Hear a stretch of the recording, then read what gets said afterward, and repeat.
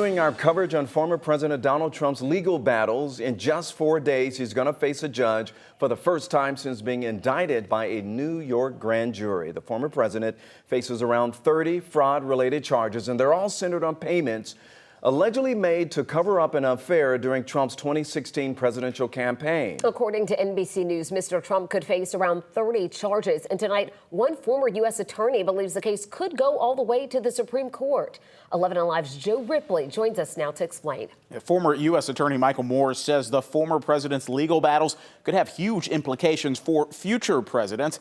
And these cases could land in the lap of the highest court in the land, he says, given their unprecedented and historical nature.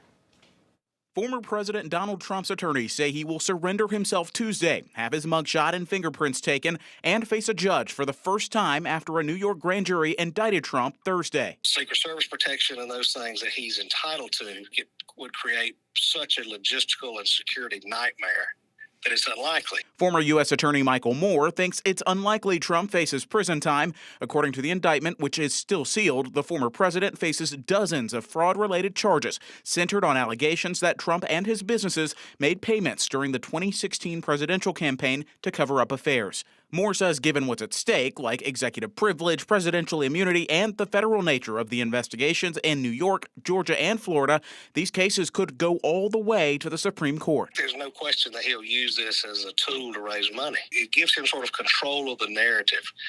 And I expect you'll hear something along the lines of they stole the last election and now they're trying to keep me from running so they can steal this one. Moore believes the criminal proceedings could cement and grow support among Trump's base ahead of the 2024 election. But Meet the Press moderator Chuck Todd says the mounting legal trouble could backfire for the former president. If you're accumulating accusations of criminal behavior, does that then actually start to have an impact politically where sort of you've exhausted your supporters? Trump has denied any wrongdoing in all cases. But this is going to be a long process, anticlimactic at times. There'll be a lot of motions and papers and hearings and things that are going on, but the process itself could take some amount of time. We'll have to see how this all unfolds. Former President Trump, meantime, also under investigation here in Georgia for alleged interference in the 2020 presidential election. A special counsel is also investigating Mr. Trump and dealings at the former president's Florida home over in Mar-a-Lago, as well as any possible ties to the January 6th insurrection.